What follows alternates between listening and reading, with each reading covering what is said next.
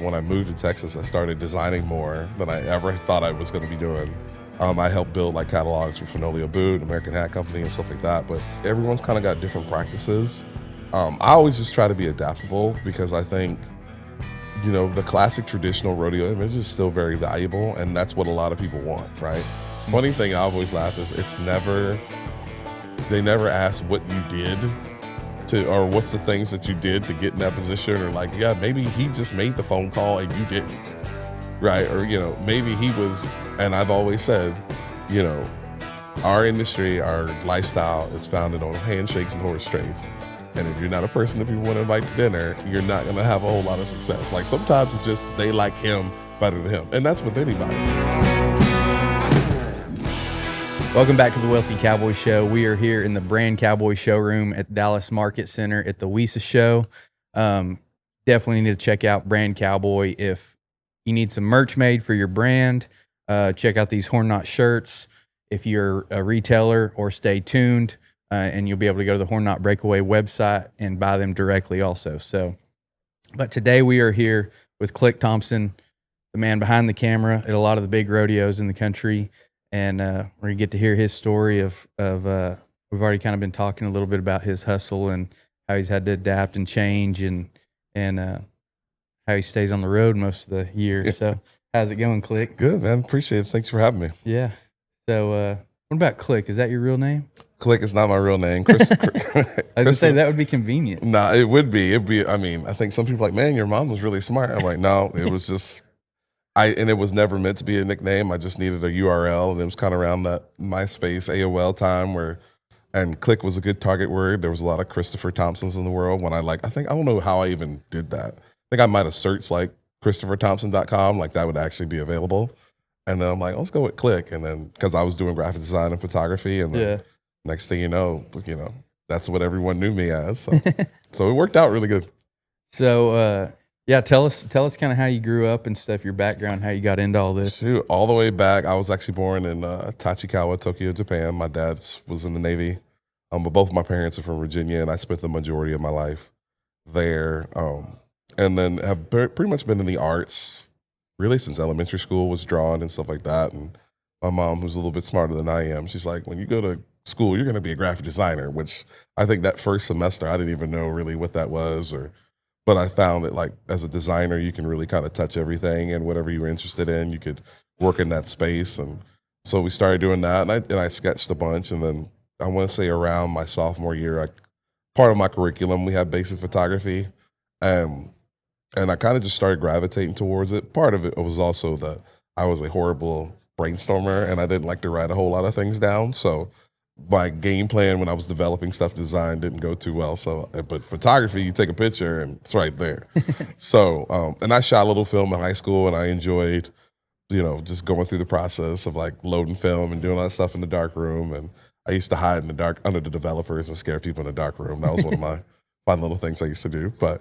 And then kind of just started doing, and kind of my business game plan, or kind of my idea early on was, being a designer and a photographer. I said, man, not necessarily being like a one-man band, but hey, you could cut out a person and I can charge you a little bit more, and I can kind of design some stuff for you, or if you need some product photographed, and then I could add that to the thing. So that's been super helpful just in my career, just trying to get established.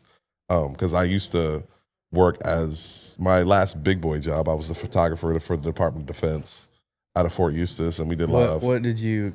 I don't know if you can say, what did you take pictures All of? my stuff was pretty public, but the main job that we were hired for, and this practice isn't done anymore, but when you reach a certain rank, a soldier doesn't stand in front of a review board anymore. They actually have a photograph that's their physical representation of themselves. So, and then what happens is like there'll be a review board that does it wherever they are, and that picture comes up.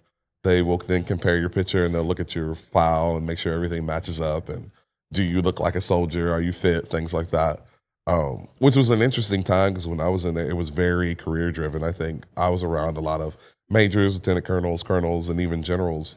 And at that point, it's very much a career. It's not like your privates and your, your sergeants very early in their career. So it's almost, you forget that they're soldiers, even though they're in the uniform every day.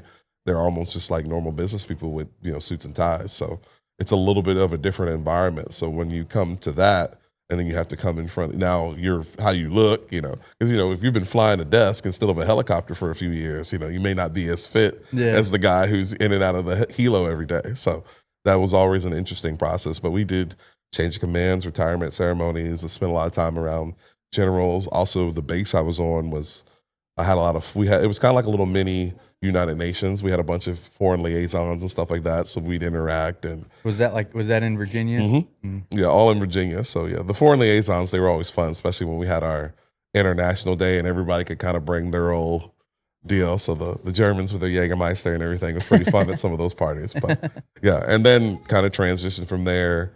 I had started in 2011 starting to shoot bull ridings and rodeos. That was kind of my first introductory to it. Like I saw my first buck and bull in 2010, and then it was immediately like, how do I get in this space? And I used to work at a theme park, and one of my coworkers, he rode bulls for like 8 years. You worked at a theme park too? I was, yeah. Okay, we gotta back it up. We gotta hear about all these jobs that you've had. Theme park, so basic jobs before I worked at a theme park. My first job was Hardee's for my West Coast people, Carl's Jr.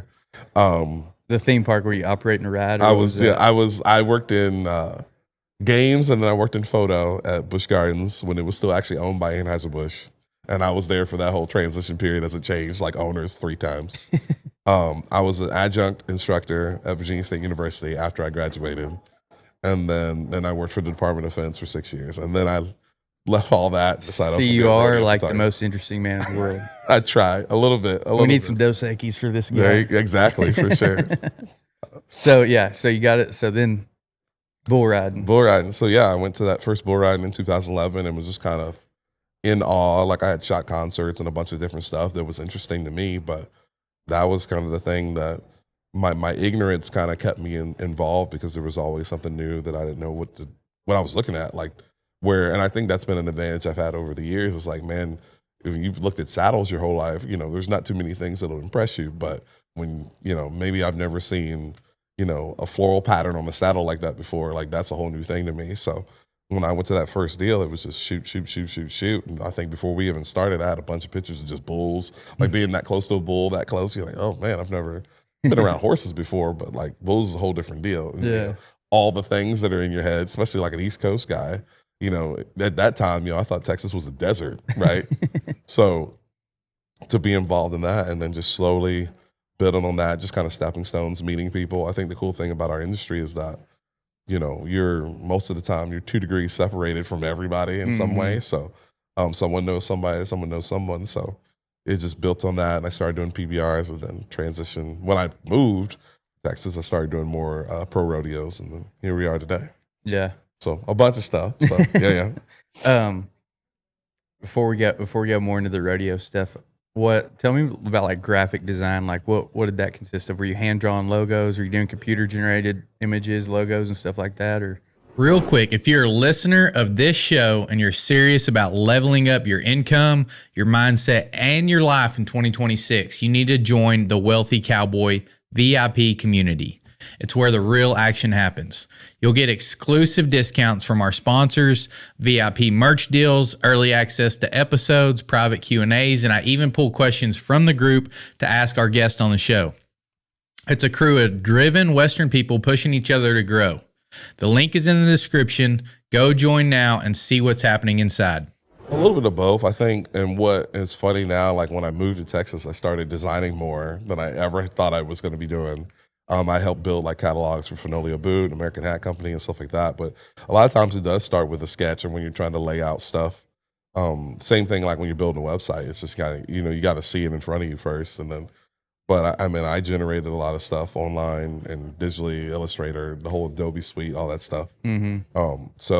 And it was a cool skill, and having the photographic knowledge too, would be able to go, hey, I need to put a hat here, and I can just go shoot it real fast, and so. That made me very valuable early on when I was just trying to get started and figure out how to do stuff. So, but yeah, a lot of, building stuff from scratch or having ideas and brainstorming and how can I turn this idea into this. So, and the cool thing about my undergraduate curriculum is we did so many different things, from package design to website designs, and we even dabbled a little bit into animation. That it wasn't super specialized, but it allowed you to see all the options. Well, I think it kind of, in some ways, now looking back on it, it was a better plan than I thought. Yeah. Yeah. So you're able to get not just doing rodeo and events and stuff like that, but working with brands, catalogs, basically anything that needs pictures, needs graphic design, anything like that. And I think that was the cool thing about photography too, is that, and graphic design's the same way. Like, you can specialize literally in the things you're interested in.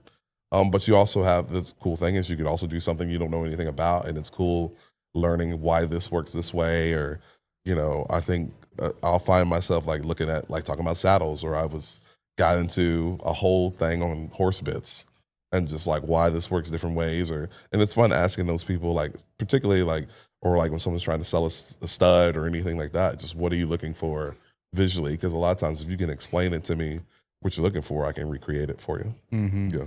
Yeah, it's not just snapping a picture and going. Yeah, learning what conformation is for my horse girls. Yeah, so take us back up to speed. Like, moved to Texas, started doing more rodeos. What did that look like? You said you got into pro rodeos. Is that immediate? You can get into pro rodeo photography? So there's kind of a process. So me being in Virginia, when I started, there was kind of just one pro rodeo in Virginia. So I knew if that was something. I think the first time I ever emailed anybody was maybe in like 2014, but I think I had moved to Texas in 2019, and then so there's a permit process. Similar is the same, similar and different to like the contestants, where a contestant has to win $1,000 on their permit, and then they can purchase their card, where a photographer and the majority of the contract personnel, your announcers, pickup men, stuff like that, we have, like, obviously you have to submit a portfolio so you can show your work, and then you need like 2 letters of recommendation, and then that grants you pay for your permit. Well, then on your permit, you have to shoot 5 rodeos. You submit like your day sheet, stuff you kind of keep track, so you can keep track of what your pictures are. You have to rename stuff because there's a certain naming convention that the PRCA uses, so they can go back to 20 years from now and find a picture of anybody. Understanding that, and then you have like an in-arena evaluation, and then you can buy your card. So I did that. And is it tough to get just so the other day I had Chase Love on, who started a pro rodeo company, and he was talking about like how hard it is to get started, because like the old guys kind of have the rain around there, and they kind of don't want you coming in messing their deal up. Is it like that with photographers? Is it hard to get the 5 rodeos booked? Sometimes the getting the rodeos, I would say the initial barrier to entry is sometimes getting those 2 letters. So 1 letter can be signed by a photographer of the year or someone who's been nominated in the 5 years. So as you can imagine, I get a lot of emails and DMs. But and the other person has to be someone who has 10 years of good standing. So they've been in the business a little longer, maybe a little grizzly, a little bit more curmudgeon-y. So, but I think part of that is learning how to build relationships too, and we're all scattered all over the country. I mean, I think the PRCA sanctioned over 700 rodeos last year, and half of them don't get photographs. Now, there's all kinds of circumstances involved in that, but so there's room for people to come in. But I think it is the unique thing about being a rodeo photographer, and I think in any Western spaces, you're on the field of battle. I can get ran over by a bucking horse with a guy still on the horse, So I think understanding where to be and how things move, and and I think how to be a professional too is super important. So yeah, there is definitely, and the environment photographers is interesting right now, to say the least. There's some real good kumbaya moments, and then there's some ruthless moments. Like, you get on some of those forums, and I just watch and laugh sometimes. I'm like, man, So it's an interesting little battlefield. But yeah, it can definitely be challenging of trying to, break in sometimes, but I think you just got to stay hooked to it, and you'll be good. But if there's 700 rodeos, I never realized how many there were. If there's 700 rodeos, I mean, you could probably go book some little hole in the wall rodeos, duck off rodeos, or you something. Could. Everybody wants to go to like the Big 10 or like the Big 25 we have, which I understand. Like, everybody wants to be at Cheyenne and Pendleton and Fort Worth and Denver and all those deals too. But now, having been in there a little bit longer now, like I love going to some of those smaller rodeos. You get kind of more of that grassroots feel, or when you're trying to build maybe like a coffee table book, or you're trying to. What I found is a lot of the images that are just cleaner and free of advertisements, and we appreciate the sponsors because, and I mean, I have sponsors myself, but you know, when you look at some of those old rodeo images, they were really clean. It's almost like the rodeo looked like the ranch. You know, there weren't signs everywhere and stuff like that. So anytime that I can go to a deal where there's a little bit less going on, like it's not as shiny, man, those are, you know, great just backdrops for great images in my opinion. But so yeah, I love going to like the smaller ones too. I think they're in a sense the lifeblood of what we do. Yeah. Yeah. And how is I see the images just like shared out and then on advertisements and stuff. It seems to me like it's different. Like, you know, when I was roping or going to a rodeo or something, you go to the photo booth, buy your picture, but it's not really. Is it like that in the pro rodeo, or y'all just kind of snapping it and giving it to the association, or y'all selling it back to the contestants? DX Trailer Sales is based out of Lubbock, Texas, and it's definitely not just a trailer dealership. If you are involved in the Western way of life, and if you're listening to this show, you probably are, they have something you need. From trailers for a day working cowboy to a full-time cattle hauler to hay trailers for a farmer or rancher to arena drags, rope and chutes, and feeders for the rodeo cowboy or cowgirl. They also deal in every kind of hay any of your animals could ever need. Literally anything you need for farming, ranching, or rodeoing, they have something for you. And it's gonna be at a super affordable price. Besides all that, everyone you deal with there is super friendly and helpful. We just got new custom flatbeds built for our pickups, and I also got probably the coolest trailer you've ever seen built. And you can stay tuned for a video we're gonna do, and it's gonna show all of that and some more of their products also. So check out DX Trailer Sales on Facebook or dxtrailers.com. It's a little bit different for like everyone's kind of got different practices. I always just try to be adaptable because I think, you know, the classic traditional rodeo image is still very valuable, and that's what a lot of people want, right? But I think when you start, and a lot of times when I shoot, I'm shooting for multiple different people. So, and even when someone approaches me, I kind of give them like the heads up, like, hey, I can get you like that classic image, but like, don't be surprised if you get something a little bit non-traditional. Or if I'm going to shoot a roper 3 times, I'm not going to shoot them the same way 3 times, because I would rather you buy 3 pictures than 1. And if 3 of them all look the same, I've kind of killed myself in that way. Or, you know, there's only so many pictures you can get turned into steer the same way. Like, you know, so I think, yeah, if you're working for the committee, so I think that's just a part of how you do your business, but figuring out what your clients want, right? And I've done that. I will literally go to contestants before they rope. I'm like, all right, what you want? You want something in the box? You want something out of there? And then now it's more of a collaborative thing too. Yeah. But are you doing like every run, every contestant? I try to. I do a lot of, especially during Slack, I do a lot of R&D. Like I try to push the limits of what I can get creatively. So there's always a little bit of the image that's for me, but I try to do that for every contestant. And sometimes it works, sometimes it doesn't, but I would say I'm pretty consistent that usually everyone gets a photo. Yeah. Yeah. And so you are selling them back. I sell them contestants, PRCA, when they use our images, they pay us for them. When I sell the sponsors, grandmas, grandparents, whoever, you know, if they want. And then does like who hires you pay you too? Who hires you? The committee or the stock contractor? Or generally, I'm working through, and it's always a little different. A lot of times, like the committee may hire a stock contractor, and then they kind of oversee the whole deal. Some of those larger rodeos, like Cheyenne, has like 10 committees, and they're all for various different things at the rodeo. But so, and there's some that like maybe I'm not hired specifically by anybody, but I know that I'm gonna photograph a ton of contestants. Newspapers or sponsors are going to want images as well. So, you know, maybe you're not making as much ahead of time, but you're going to get it kind of on the back end too.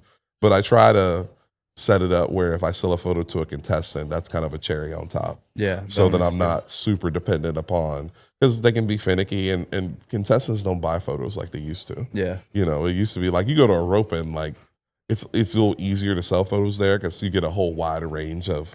Well, I think like a big guy's probably aren't it like if you get a weekend warrior, we want we want our photos if they look cool, but like sure the big people probably see enough of them. And it's hit or miss. Like I think those who know and understand the power of like social media and building content and stuff like that, they're always looking for images. And I've worked deals like that with people where they'll every time I see them, hey man, I need a picture. I'm like, cool, well let's get it square, and then they don't even have to think about it, so they know every time they see me, more than likely there's a picture coming, and that's easier on me too. So I try to do that too, just find ways to make it easier on cowboys. To not all of them are cell phone and technologically savvy, so you try to help them cut the corners. Like, how can I get you this? Or so yeah, just try to be adaptable and make it work for everybody. Yeah, so there's several different revenue streams while you're out there. That's cool. Are you able to like maximize? I'm always thinking like how to maximize your time to create more revenue streams, more revenue in general. Can you like, do you do any like behind the scenes, like somebody's like, hey, will you come photograph me getting ready or something? Do you do that while you're out there and stuff too? We've done that. I've always told photographers, like, show people the things you want to do. So a lot of times I really enjoyed doing portraits, and I think that's something that I'll work on more this year. So and I would tell people now, expect to see that a lot more. It's just me grabbing people and say, hey, can I take your portrait? Because it's good training for me. It's like, can I make a good image of this person in 3 minutes? Because if I move into a commercial space, say maybe it's a Hollywood person, maybe that's all I've got is 3 minutes. Well, if I don't ever train myself to do it, then it's like, then you're like panicking. You've already wasted 2 minutes trying to figure out how the camera works. Mm-hmm. So, and then it's a good challenge on me as, can I do this? But also that person now gets something different. Oh, and sometimes that, I think you have to show people what's possible too. So I'm always trying to make something new or create something, or how can I add a new feather or something that kind of separates me from maybe the next guy. Yeah, always innovating. Yeah. So 2019, you moved to Texas, and you started doing rodeos full time then, mm-hmm. and then full time-ish, you could say. And then 2020 hit, and everything, no more rodeos. No more rodeos. So how did that work out? The first half, it was fun. Well, I remember I did the American, and then everything like stopped. And I remember I was assisting at a job for Pier 1, and I think we had gone to Marfa, and it's like ground zero. Like, we've all got masks on the whole time. Like, we're all tied up in bandanas. There's a super well-known photographer. I think he's really good for us, Martha Stewart, named Douglas Freeman. And he had a place out there in Marfa, and he's barricaded himself in the house, but we can shoot all around his property. And all of us, like, we've all got bandanas on and stuff, like the whole deal. Out in the desert. Just out in the desert trying to make these cool, like, outdoor and interior photos. And that was like we're at Hotel Paisano, and there's nobody there. And then it comes there, and then everything stops. And I remember I was staying with my buddy, my first roommate, and like he would still be like working, building hats, and he'd go outside, and his dog, I'll never forget this. Every morning, that dog would watch him go out the front door. That door was shut, and he'd stare at that door for like a minute. And he'd turn around, look at me on the couch. I'm like, we ain't going nowhere, buddy. Come on. And I mean, we would sit there. I can't tell you how many times I wake up in the afternoon, like me and that dog sleeping on top of each other, because there's nothing going on. But what I started doing was I started a series called the Corona Edits, where I would literally go back through just my old archive, and I'd just re-edit them today, or how I liked it. And I wasn't doing anything, but it appeared like I was moving, right? So every day, and people got looking forward to it. But that year, I did some renegade weddings, like, people who didn't care. We just,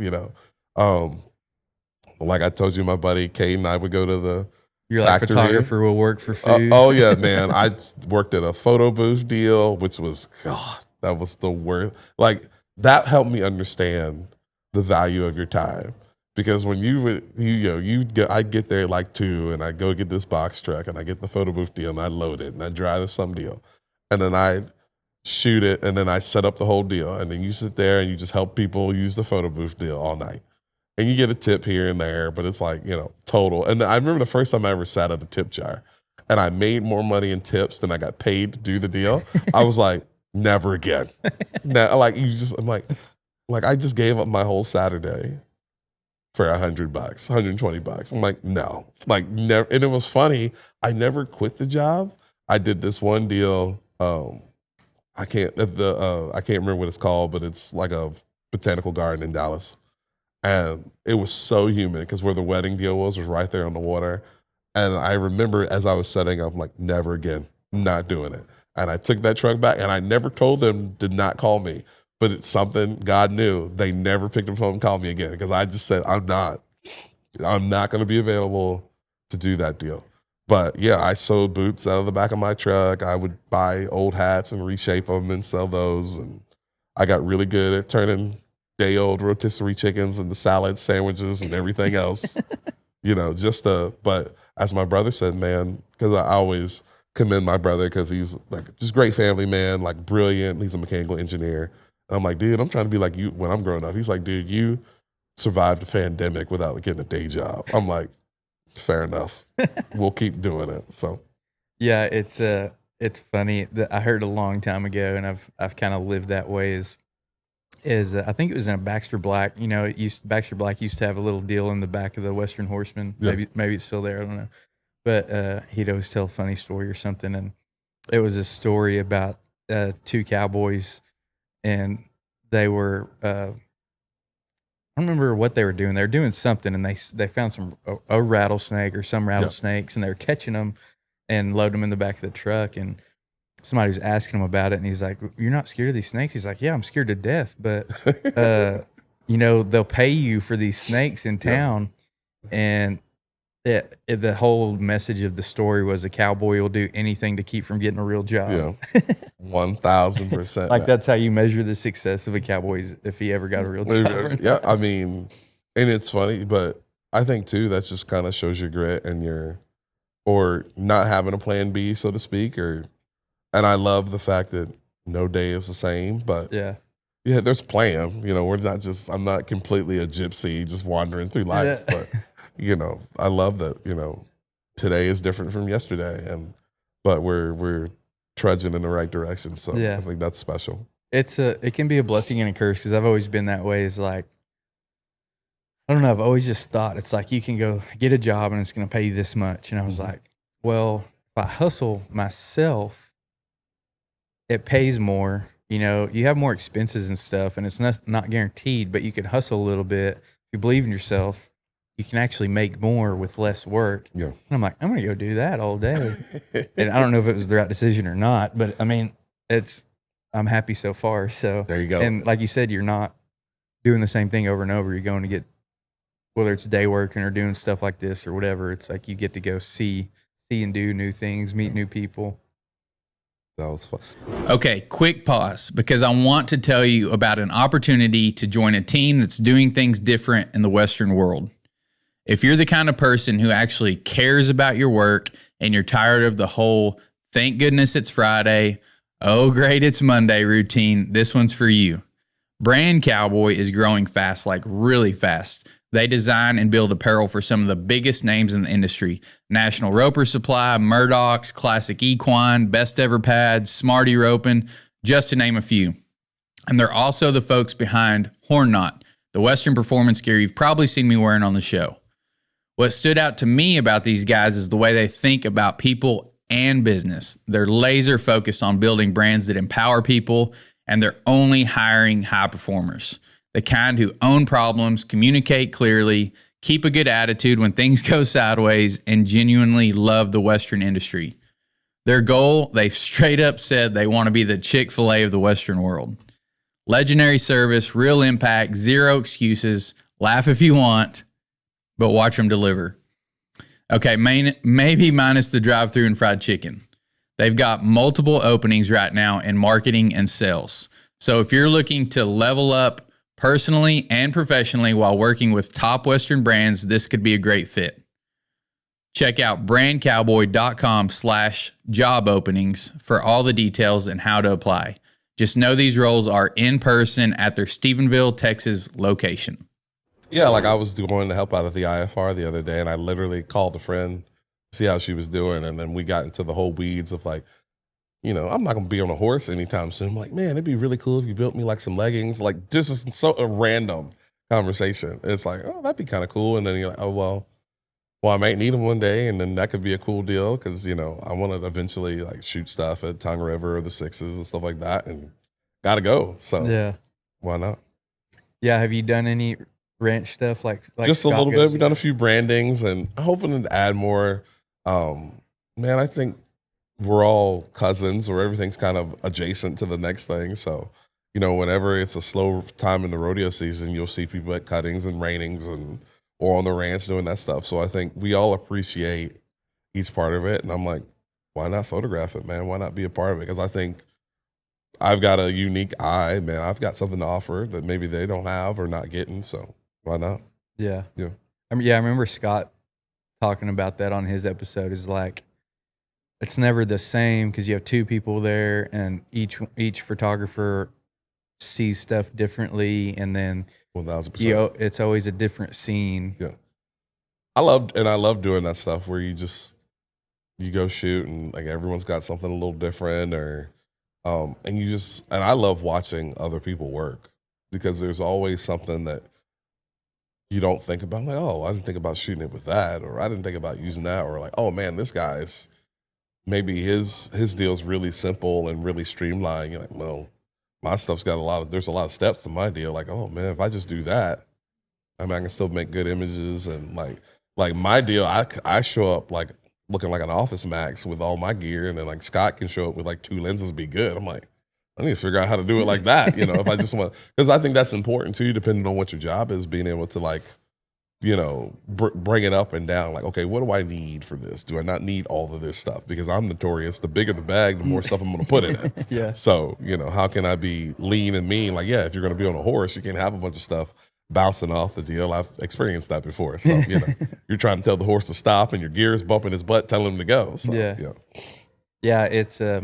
It's interesting. I tell people, like coaching them on social media and stuff like that. I'm like, it's not always the gear. Like you always think like the next tool, like, yeah, Taylor has very high quality stuff, good audio, video, but, like when you're creating stuff, like sometimes if it's really good, your phone is like way more than enough. I mean, you look back at just thinking about that. Like we were talking the other day about my dad read the Warner Glenn book, and he's a big, was a big mountain lion hunter out in New Mexico and Arizona. And he has like no telling how many times it's been seen, but like they treed a jaguar one day. Like it's like one of the only ones that's been photographed in America. So, and he just had a camera in his saddlebag, that he pulled out. It's probably, whatever it was.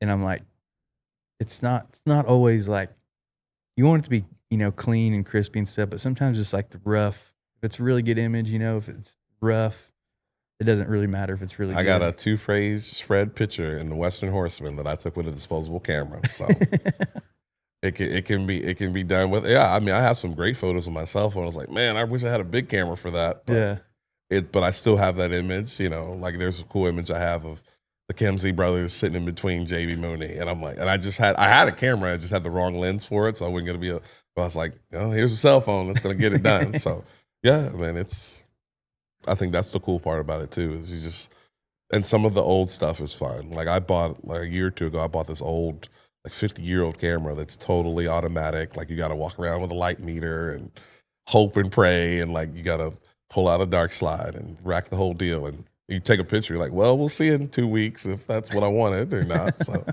got to shoot with faith versus now you have a camera, the screen doesn't even black out. You're just like, oh, well, I guess we took a photo. So yeah. Have you experienced, I mean, I guess you've experienced all spectrums of it, using all that different equipment and stuff.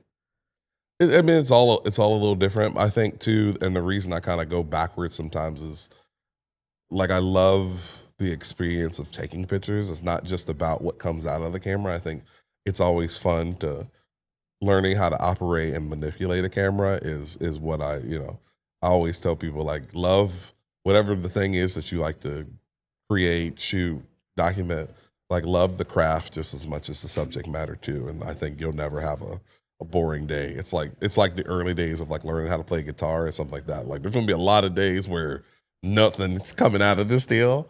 And then one day it all kind of comes together. But like, and then you look fondly on I remembered when I played these same 3 notes for hours and I drove everyone insane around me that could hear it. But now I can actually make something that sounds cool. You know? I heard somebody talking about that guitar playing the other day, that they tried learning to play guitar and they wanted to learn to play guitar, and you know, they're playing and they're talking about their fingertips hurting. Yeah. And so they got to hurt. Building the calluses. Yeah. Well, they said they, you know, got to hurt, and so they quit or they take a break or whatever. And he came to the realization, like, that's what pushing through that is what makes you learn guitar. He's like, you got to build the calluses on your fingers. So you have to go through some pain.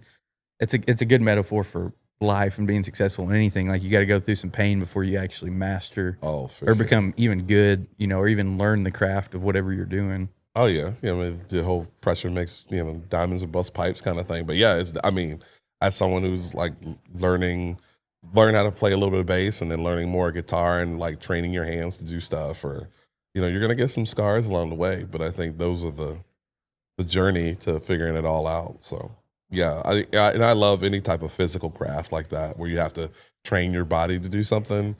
That's the cool. But yeah, it's gonna hurt. I've been there. That stuff. Oh, it's the worst, man. That string, that little string can do some damage and wreak havoc on you. What's it like now? I guess let's talk about more like when you're getting started, and then compared to now of getting hired to go do rodeos. What it looks like? Are you traveling most of the year? Are you going all over? Are you only staying in one region? How was it like starting out, and then how's it now? Well, I always tell people, you know, become a name in your region before you stand out. Like I said, you can't be the best in the world if nobody in your backyard knows who you are. But and I think particularly in what I do, like, it takes time to get people to spend money. Right. And there's an education process to that too. You have to kind of work on learning how to sell what you do and selling yourself and explaining to people, okay, this is why this costs this, or, you know, or being able to just communicate, hey, this is what you're going to get for your dollar. Like, I graduated as an art student. The one thing they don't teach you as an art student is how to be a business person. So you got to then go back and like, okay, why does this matter? Or like, how do how do I sell this thing? Right. So yeah, early on, I was like, keep it simple. But I always would tell people, like, when you start, even if you got a day job that takes care of all the overhead and anything of you doing this hobby, the sooner you can treat it like a business, the better. Because then you start to think and make decisions that way, where you're like, oh, well, yeah, I want to go to Reno, but it's going to cost me $2,000 to get Reno, and there's other photographers in Reno, so I may not make any money. So now, if you want to do a $2,000 vacation and go shoot a rodeo, by the way, I'm not against that, but don't make that a habit your whole year long. That's the easiest way to, you know, make this a quick 2-3 year deal at best. And then you leave frustrated because you didn't make any money. I'm like, oh no, you just were bad at business. Right. So, but yeah, now like people call me a lot more. I don't have to do as much calling, but I love still picking up the phone or presenting the option or the idea. Like, hey man, I'd be interested in coming to your rodeo. But yeah, I bounce all over the place. I mean, Texas is not oversaturated, but there's a lot of people that work in Texas and have been working for a long time. And I'm not the kind of person to, you know, I don't need it all, right? Like, I think, and sometimes particularly that's one thing I would say about photographers is the misconception the pie is this big. But I think it's just, the pie is limited based on your creativity and what you're willing to do and what you want to try and do. So, you know, we don't have to do it one way anymore, right? If you decide that, hey, I want to shoot these rodeos and then I want to go shoot food for 2 months, right? You know, I think that's the thing too, is you don't have to limit yourself. And I think as long as you, as a photographer, you continue to build your craft, you can do other stuff too. So yeah, that's why I'm always dibbling and dabbling into different stuff too. So, and I love that idea of, well, I know that I can call a rodeo and we can work a deal out, but it's interesting, like, learning maybe how the cutting association works and how that deal on the photography side is a little different. Like, okay, well, maybe that's so then you're almost starting from the ground up. So I like doing that too, just building a new kind of audience, because it's all kind of tied together. So Yeah, it's funny. When I was day working full time, it was like there were some guys, they would get like their feelings hurt if somebody else worked. It's, like they didn't get to go and somebody else went or something like that.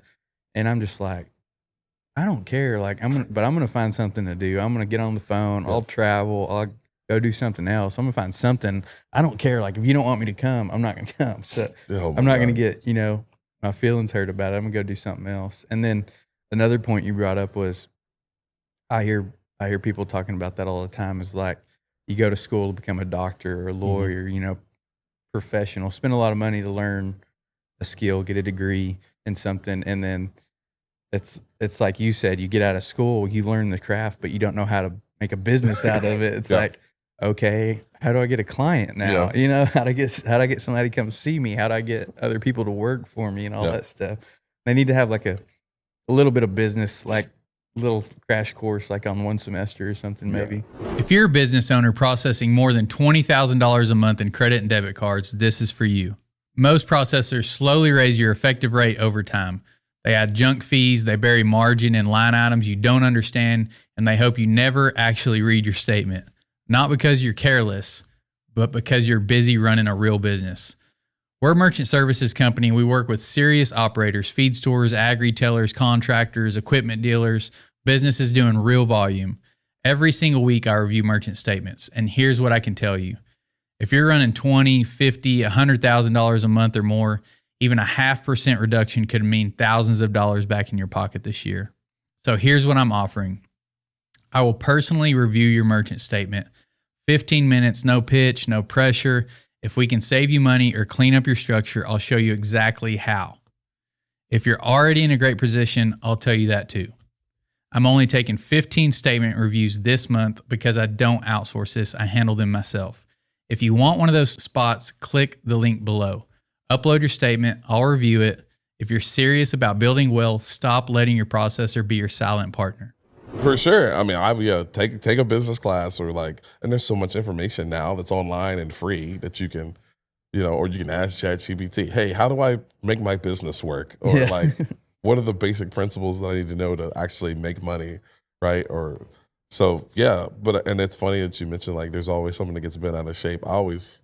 Or your haters. It's the funny thing I always laugh is they never ask what you did or what's the things that you did to get in that position, or maybe he just made the phone call and you didn't, right? Or, maybe he was, and I've always said, our industry, our lifestyle is founded on handshakes and horse trades.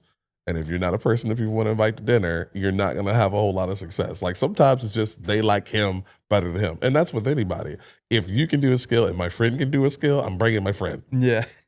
It's nothing personal, but it's all personal because I'd rather be around them. So, Yeah, everything's relationships. Yeah. If you want to be friends with everybody, so they'll call you. Relationship capital is important, man. Yeah, that's funny. Yeah, you want to get your skills good, but building the relationships on the way and always building them. And like you said, that's why you come here, is build relationships, be seen. That's what sometimes Shady says that. I'm like, man, I just want to stay home. She's like, no, you need to get out. You need to be seen. You need to go do this. And I'm just it's like going to the gym. Once you get there, it's not too bad. Yeah. But the whole way there is tough. Yeah, you run into people, and it's fun and everything. But yeah, I really like staying at home, not doing anything. Home is nice. Yeah. Yeah. We'll talk about you mentioned, and we haven't touched on this part yet, but so shooting a rodeo, then you're shooting, what'd you say, Pier 1 or something? Yeah.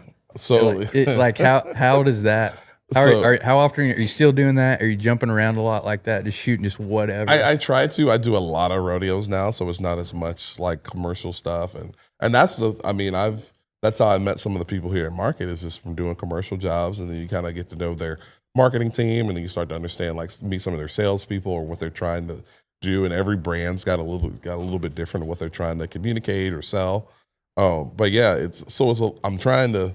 It's this juggling act of going back and forth, like more rodeos. I'm like, oh, this job pays really good, so how can we sneak them in between?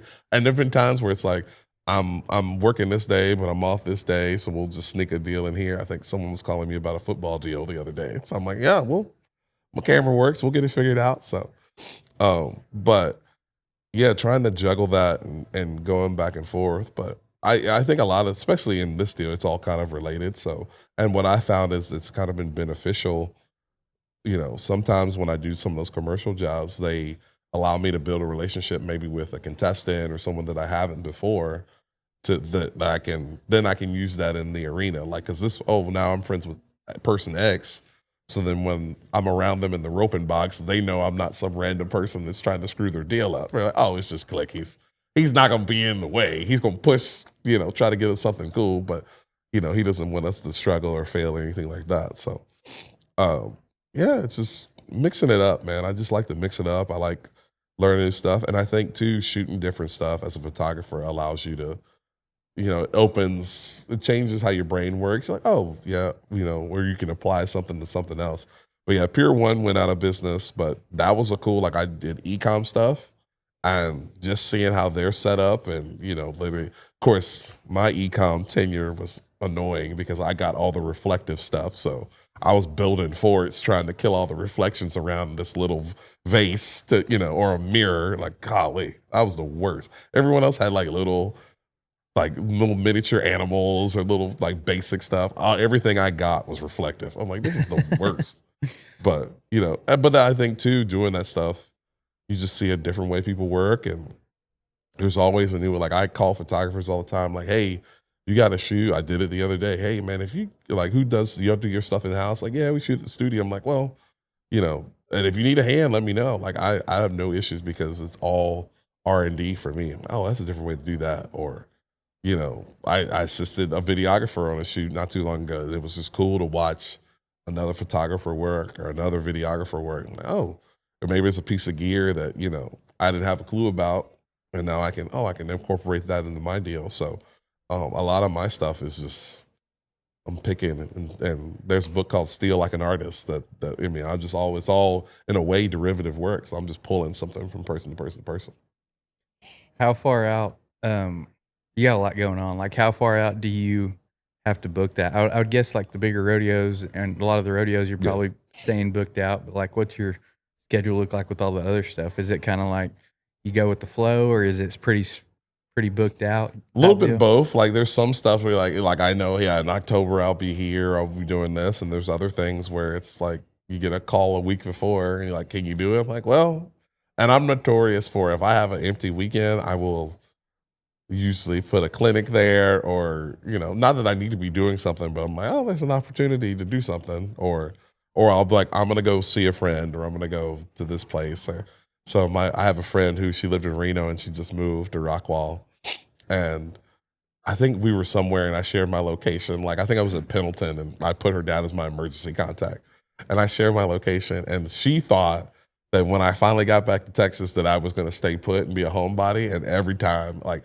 for the first couple of weeks, she would just send me a text like, go home. I'm like, no, like, I got to catch up with all my people here that I haven't seen in 3 months, so I mean, basically here, go home. All right. You need to just get like a Sprinter van, like a Ruffies, and I have my truck that's like the grocery getter now, and then I have like a little Toyota Highlander that I can whip. So I managed to get all my stuff in that deal from NFR, so that'll be a good deal. What about your clinics? You help people get into photography in general, rodeo photography, or what's that like? I think a little bit of both. I think there's a lot of, it went back to, hey man, I need money. And hey, can I sell something? Can I teach? And I worked as an adjunct instructor. And part of the reason I left that job years ago was just, it's hard to teach when the people you're teaching don't really care about what you're teaching them. So, that's what I tell Shady when she tries to coach me like on cow horse stuff or something. I'm like, hey, the number one rule of coaching is make sure your student wants to be coached. Yeah, exactly. So, but then I said, well, there's an opportunity here. And I always had people tell me that I was a good instructor, a good teacher. So I'm like, man, I can probably apply this to at least kind of guiding people. I have a couple that make fun of me. Actually, I need to do it tomorrow. I have a thing I started called Make It Plain Saturdays because apparently I like to talk in riddles like a prophet. But I think too, I learned over the years, like as a person, a mentor, a person in a leadership position, there's a difference between direction and feedback. And there's some people that you can say, hey man, handle your business, and they know what you mean. And there's some people like, no, you need to do this, and then this, and then this. Step by step plan. Right. But sometimes too, I gatekeep in a way because I used to say gatekeeping allows for rediscovery. And, if I show you how to pack my bag, well, you only know how to pack it my way. But if I let you just do it, I'm like, oh, maybe I've discovered something that I didn't think about it. I'm like, oh, that's actually more efficient than I could have thought of, right? Yeah. So sometimes I may not tell people things because I want you to figure it out your way, because then more than one way learning to do how it. to think instead of just follow a pattern. Yeah. It's actually figure out why we're doing it a certain way instead of just. I think that, like, I have to catch myself too, because I'm like, I think people can read my mind. I'm like, and sometimes it works, especially like if we're day working or stuff. You work around the same people. It's like what's fixing to happen. Yeah. But if you get around somebody new, like if Shady comes or somebody else new comes in, it's like, I'm like, why are you standing around? Go do that. And I'm like, oh, I didn't know. Yeah. Kind of deal. And it's like, but if you can explain the reason behind why you're doing something the way you're doing it, then the next time, if they're very intelligent, they'll know to go, they'll know instead of having to teach it every time. Yeah. My favorite thing I used to say all the time when I have like a little team together when I was doing a lot of the rope ends, and I'd be like, if I wasn't here, what would you do? Do that, right? And just like, because I would tell people all the time, like usually I try to put the guardrails in place when I'm building a team of 95% of the things you can't mess it up. Like if we blow up something, it'll be fine. Like we'll bring it back. It'll be good. So, yeah, man, I think, helping people learn how to think for themselves and, how to make an educated choice. And so I was listening to Matt Damon and Ben Affleck on Rogan the other day. Yeah. And they were talking about, for a movie, they were with like some Delta Force or Navy SEAL guys or something.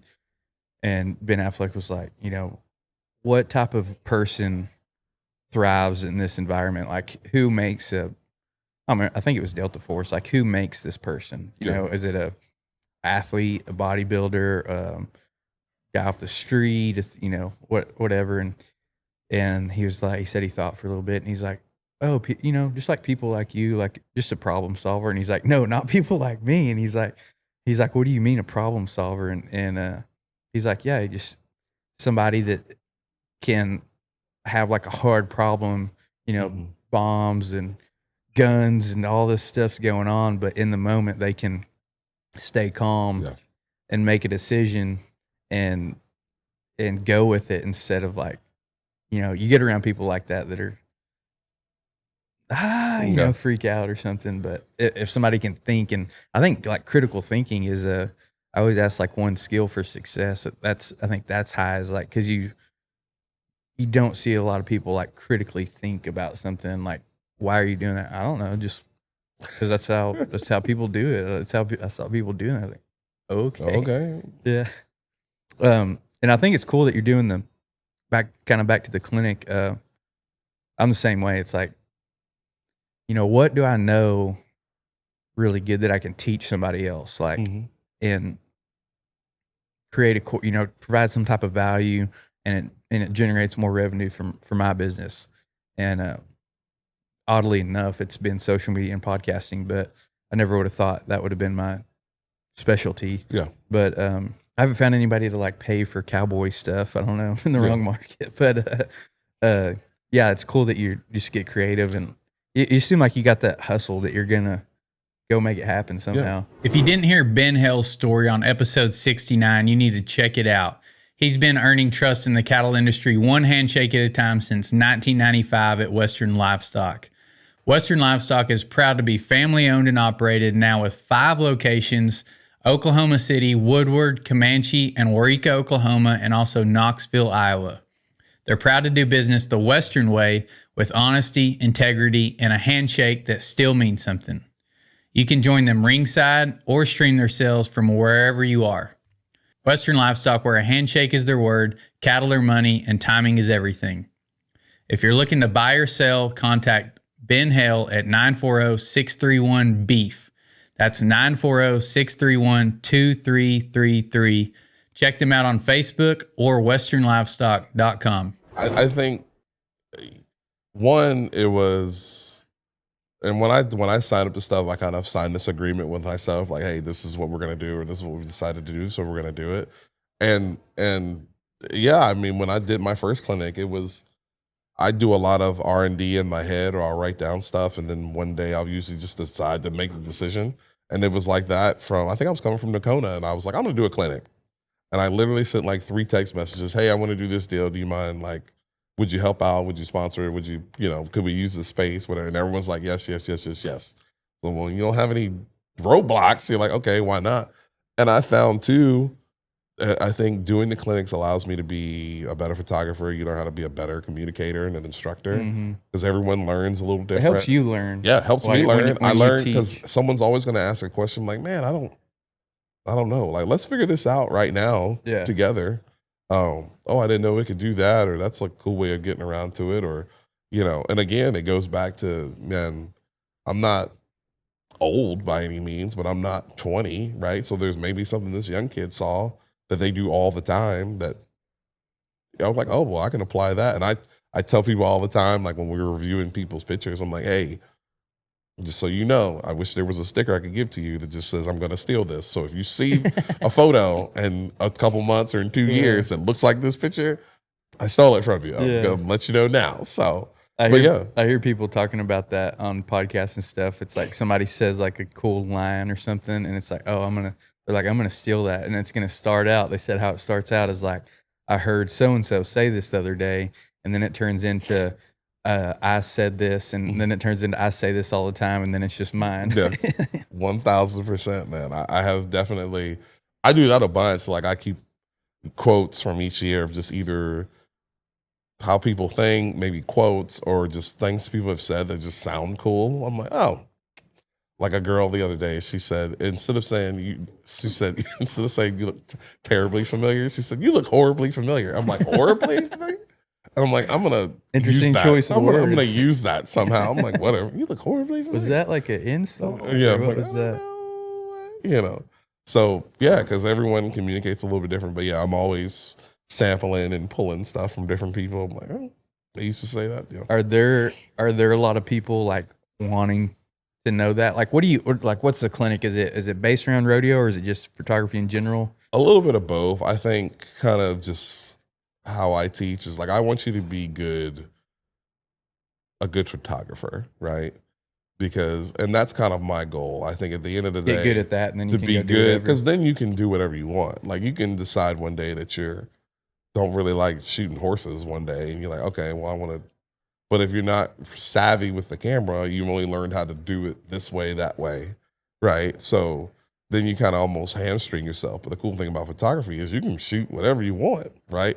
You like food, you can shoot food. You like music, you can shoot concerts, you can shoot music, and even as a designer, like you can shoot just package design stuff, right? Or architecture or anything, right?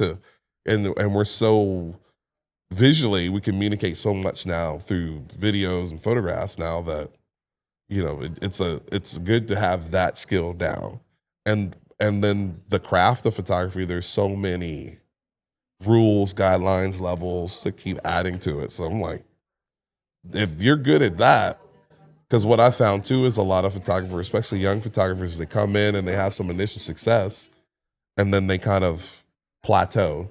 And then to me, that's when they start becoming a photographer, because then they have to find out, okay, well, yeah, this person can shoot rodeo and I can shoot rodeo too. So how do I separate myself? Well, you're going to have to learn some new tricks, or you're going to have to learn how to do something a little different, or you're going to have to, be a little bit more creative with the actual camera versus, hoping a filter or a trend will bail you out. Like, so that's what that's my goal. And I've always been like, I've gotten better editing, and there's still people that edit better than I do. So if I can offload that to somebody else, I will. But you know what I mean? Because I just want to take pictures and I want to be good at that. And if I can help people be good at that, again, that adds value, and I can grow the business. Yeah, I think it's cool.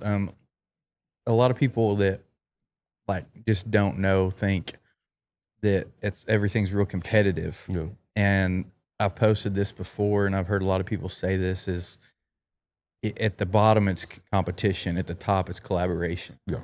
And I've seen it work more times than not. Like if you go, somebody wants to break into the industry and they go find you and some of the other top photographers and, show some initiative and build a relationship with you, you'll probably shoot them some work or something. I've just seen it, I don't know how the photography business is, but just in every other thing, it's like you think, well, that guy's my competition, but no. And I even see it now. Like there's stuff that I don't want to do anymore. So I'm like, hey, or I don't have time or something. I'm like, hey, this guy does it, go, you go do it. And even my, our horseshoer, Brandon Bunting, shout out of Comanche. He was talking about that when he moved from Colorado down to Comanche, and there's around Stephenville, there's 100 horseshoers or something, it's a lot, but there's plenty of work. So he said what he did, instead of going out and finding clients, immediately and trying to hustle and steal work or anything, he got with the best horseshoers around there that had the most work and kind of befriended them and collaborated with them. And they started, surely sending him a little bit of work. Like, hey, we don't have time to do this. Can you go do it? And then he was good. So he got to keep and grow. But yeah, a lot of people, I think they don't think that. Like they think it's competition. So, but it's very helpful to just go befriend the people at the top or a little bit ahead of you at least or something. Yeah. I mean, I think there's a lot of, like some of my favorite guys that I like to work with or just go and collaborate because then you're getting back to like the basic reason of why you do what you do. Like I think I am, I'm not like, obviously you want to make money, but like I think that's the only thing that drives you. Then when you get enough, then what, right? So, or there'll never be enough. So so then you, in a way, almost the thing you started out doing just because you enjoy it, you kind of start to resent because now it's real work. Yeah. But yeah, I think I always encourage, and I tell people all the time, not everyone takes me up on it because they think, oh, I'm, coming there to scoop their deal. I'm like, no, man, I just want to come shoot the rodeo one year and do my own thing, man. I just want to see something different. I mean, how can I add to your deal, right? Maybe I can help you get more money because you're bringing another photographer in and you can offer a bigger thing to the deal. So, but, I think that's the mindset that hurts a lot of people. But yeah, it's collaborative. And I learned too, like when I first started, man, I was competitive, but no one else knew that they were in. Like when I showed up, I wanted to make the coolest pictures and I wanted to choke slam everybody's photos. No one else knew that this thing was a competition was happening. It was just me, right? And I'm like, I'm going to crush it. They're not going to, right? And then after a while, I was like, nobody can do you better than you. So just focus on that. And, oh man, it's okay to go, man, that photo's awesome. Or I wish I had took that picture. It's okay to do that. Like I always relate it to like, you go to a concert festival. What does every artist do? They play their set and they go watch all their buddies play. I'm like, why not do that? Like you can appreciate someone else's stuff and still have what you do. And if you're in a collaborative space, someone's more likely to throw you a bone or keep you around. It goes back to the basic of a relationship, man. If you're fun to be around, or you do good business, or you're just a good person, you'll be fine. Yeah, like you said earlier, a lot of people think of it as a pie. Yeah. And you cut a slice of pie and take it, and then the pie is smaller, and then you got to divvy it up smaller and smaller. But really, I heard it explained like God created it to be a garden, and when in a garden, when you pick something, it grows back, and so you be fruitful and multiply. So it's there you go. You got to think of it as an abundant world. And on that note, the tennies, I had them on a while back, and they're mindset coaches and stuff, mental coaches, and he asked me a question that was makes you think a little bit. He said, do you think the world is friendly or the world is Mean. Mm, I don't know if he said mean, but something along those lines. I think people are mean. I think the world is friendly. Yeah, he said. I answered that it's friendly. It made me think a little bit, but he basically it all comes down. There's no right answer. It'd just be your perception. Yeah. And if you think the universe is friendly and it's going to bring you everything you'd ever wanted, then you have an abundance mindset, and it's kind of how you live. But and I'm sure you know a lot of people. I know a lot of people that live the other way. It's like the world's always out to get me, man. These people are out to get me, and I think what you put into it, or like the red car theory. Like if you're looking for red cars, you're going to see a bunch of red cars. Yeah. But if you're not, it's the same thing with like, whatever you breathe life into, that's the thing that's going to grow. So if you're always down in the dumps, man, and I see it all the time, I'm like, man, like it's 2026, dude. You can make a living doing anything now, right? Like anything. Like if you like, I don't know, making cupcakes. You can make and if your cupcakes don't suck, you can make all the cupcakes in the world, right? Or if you just like making stickers. Well, if you make cool stickers, people gonna buy your stickers, right? And you're making money making stickers, right? If you're having a bad, it takes just as much effort to have a good day, or maybe even less. So why have a bad one? Mm-hmm. People wear me out with that deal. They're like, "How do you do it?" I'm like, I just do the things I enjoy and try to eliminate the things I don't. Yeah, minimize those. Yeah, holy smokes. If you could narrow it down to one skill, just success in general in life, live a good life, what do you think one skill or one trait to kind of focus on, grow it, become better at it? What do you think that would be? I would say being consistent.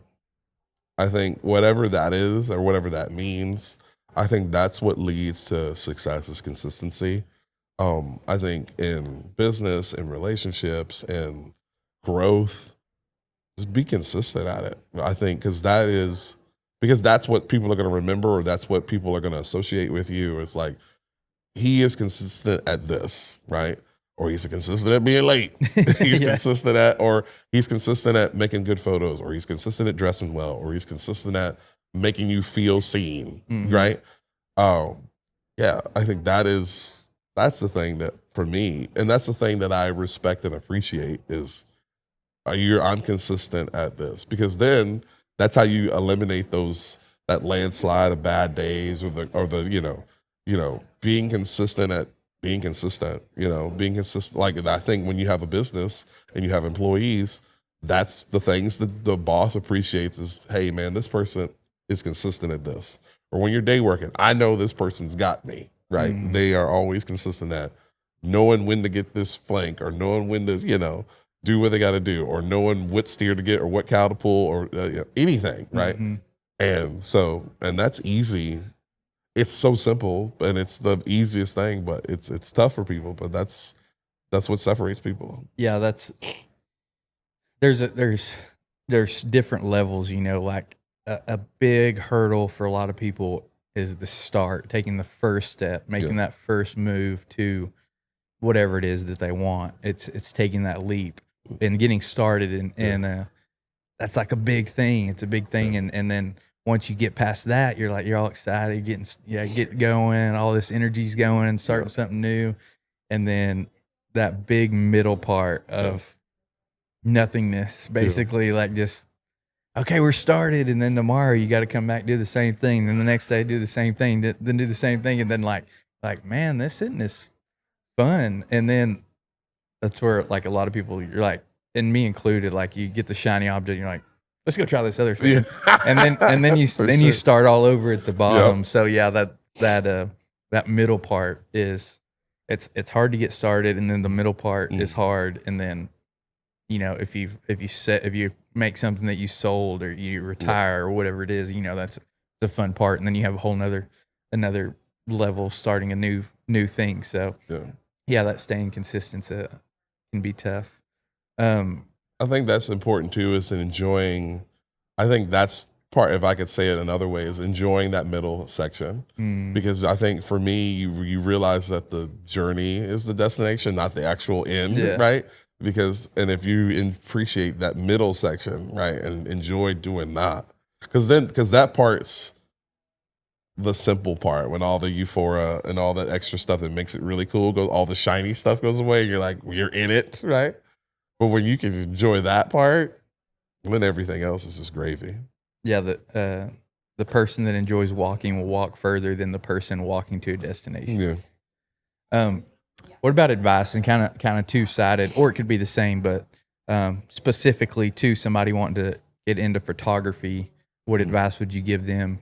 And then specifically or more generally to just somebody wanting to take the leap of starting something new or going out on their own? Running a ranch today means managing far more than cows. You're balancing multiple enterprises, family partners, land bases, leases, inventory, equipment, and markets that move fast. But if your books and inventories live in the checkbook, spreadsheets, or buried inside of QuickBooks, you're always reacting instead of steering the business.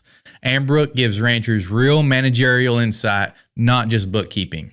See profitability by enterprise or location, know whether hay is paying for itself, whether stockers outperform cow-calf this year, or whether that rented pasture is worth keeping. Your balance sheet updates automatically and with ag-specific inventory management. You always know exactly what feed, inputs, and livestock you have on hand and what they're costing you. Tag receipts from the feed store, reconcile from the tractor, and eliminate the year-end scramble. Ranchers save up to 90% of bookkeeping time and finally get numbers they can trust for family meetings, lenders, and major expansion decisions. Ambrook is built for ranching complexity, not just generic small business accounting. Try it free for a month at ambrook.com/wealthy cowboy. That's AMBROOK.com/wealthy cowboy. Yeah, I think starting something new and going on your own, I always would tell people, like, do your research, like have a it doesn't have to be a great plan, but have something, right? Something to work from, something, okay, this worked, that didn't work. And you'll don't be afraid to fail. Like, I tell people, fail a lot, because every time you fail something, you're learning, right? And if you have good people around you, there will be a place for you to land, right? I think that's a thing that paralyzes people and hamstrings people, or they handcuff themselves because they're so worried about it going bad or not working out the way they intended. And you can agree, a lot of the things that what we're doing is not the thing we planned on doing, right? Or how we intended for it to go. So it's gonna change anyway, because that's like the most constant thing in life. If something's going to change, you're gonna have to maneuver, you're gonna have to adapt. But I think as for photographers, man, it's the simplest advice, but people take pictures. Take all the pictures you can, like picture. Every opportunity you can push the button. Like, I'm notorious for having things around me that I like. There's always a camera and it may not even work, right? But there's a camera around somewhere where I can see it, where I can touch it. And that's how I dreamed. And when I couldn't afford the camera, there were pictures of cameras. Like, Yeah. I literally used my mom's old computer. You just her immersed desktop yourself would in have it, though. pictures of, like, had product photos of cameras. Like, it's like the deal, like the piggy bank, right? Like, I see it every day. That's the next goal. That's the deal, right? And so now it's, like, pick up that camera. And I may not take a picture and I go, cool. And I sit it back down. And that's just, that was what worked for me. But just take pictures, man. It's like riding a bike. Every time you do it, you get a little bit better. And then it becomes a part of you. Because I think that's what makes the most successful photographers, is when that piece of equipment or whatever you use to make an image becomes a part of you. And then that what you see, who you are, translates into the images you make. Yeah. Yeah. Yeah, I think, like, that's a good point. I mean, I think that's good general advice. Like, you just immerse yourself in it and become obsessed with it, focus on it, and that's how you get good at something. Consume. Yeah, Consume, and consistent. Yeah. And then in all your worldly travels, where's your favorite place to eat? Ooh. Home. It's weird. Like, every time I go home to Virginia, it's usually Chinese food because they use weird lo mein noodles around here. seafood. Like the two most underrated things, in my opinion, are a good sandwich and a good salad. Like, can't beat it. However, They said the trick to a sandwich is having somebody else make it for you. If you make your own sandwich, it's not as good. I would disagree because the thing about a sandwich is you got to have good bread. Bread's super crucial to a good sandwich. But, and yeah, I've always enjoyed my sandwiches, my deal. But, well, and true, but there is that nice presentation of someone sitting a sandwich in front of you. You're like, or a good wedge salad. You're like, yeah, it's not just there's actually something on this wedge salad. It's just not a bunch of lettuce, because that's the worst when you just get a head of lettuce and there's like no dressing on it. But yeah, there was this one place, and I'm old school. I went to Vernal, Utah, and it's kind of like this cool little town right in the middle of nowhere. And I had a steak one day. And I realized I was turning into an old man because I went to that restaurant 5 days in a row and got this. And once I went the second day and the girl remembered me and remembered my order, done deal. You don't have like, you're getting tipped well. I love being able to walk in. Usual, you bet. You've been there one time. Oh yeah, been once, and she remembers what I have. Done deal. Yeah. I immediately turned into an old man. And there's that. And like one of my buddies, he's like that. He's like 73 now, and he's such a picky eater. But he will go to the same, as long as you don't screw it up, the same thing every day, and like I had that. It was like a steak and a salad every day, and it wasn't no cheap steak. It was like a big, $30, $40 steak every day for lunch. Yep, let me get that steak. Yeah, I'm eating a dinner steak for lunch every day. Yep. And I look forward to it. And before I left town, I had one on the road too. Like, yep, cue it up.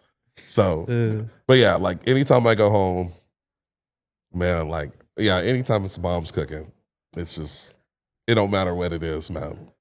Even if I'm not in the mood for it, I know it's good. Like, I just don't, I can't count on one hand, 5 things that she's made in my life that I was like, I don't know about it. I can think of maybe 2, if that. So, she's the queen. Yeah. Well, tell everybody where to find you, all your socials. If somebody wants to reach out to you to photograph something, if somebody's interested in one of your clinics or something like that. ClickThompson.com is my website. Usually a lot of stuff comes out through Instagram. So just find me on Click Thompson. I think it's on orange logo right now, but you'll see a logo of my face there. I'm on Facebook, and I'm pretty slow on Snapchat, so if you add me on Snapchat, I'll eventually get to you. My Snap count is trash, so don't expect a whole lot of back and forth from me, and it's not going to happen. But, just get a hold of me. I mean, when I post my clinics, all the information is there. We're going to do some more coming up here in Fort Worth. I think I got one in St. Paul, which is full now, next month, and, just keep spreading the gospel, And, yeah. Awesome. Well, y'all reach out to Click if you're interested in learning more, if you're interested in getting something photographed, a rodeo, an event, your product, anything like that, need something designed. And of course, we are here in the Brand Cowboy showroom, so if you need some merch built, your own line of clothing, apparel, something like that, reach out to Brand Cowboy. Be sure to check out these horn knot shirts. They're really cool. This is a spring line shirt, so not out yet, but if you're a retailer, reach out to them about carrying horn knot. If you're a consumer, just stay tuned and see all that stuff drop on the Horn Knot Breakaway website. So until then, we'll see y'all next time.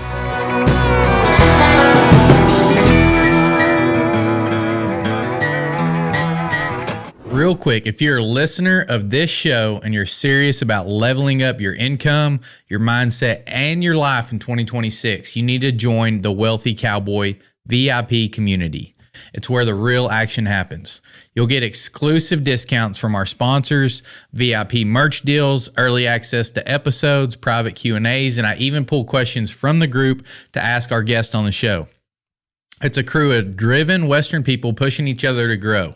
The link is in the description. Go join now and see what's happening inside.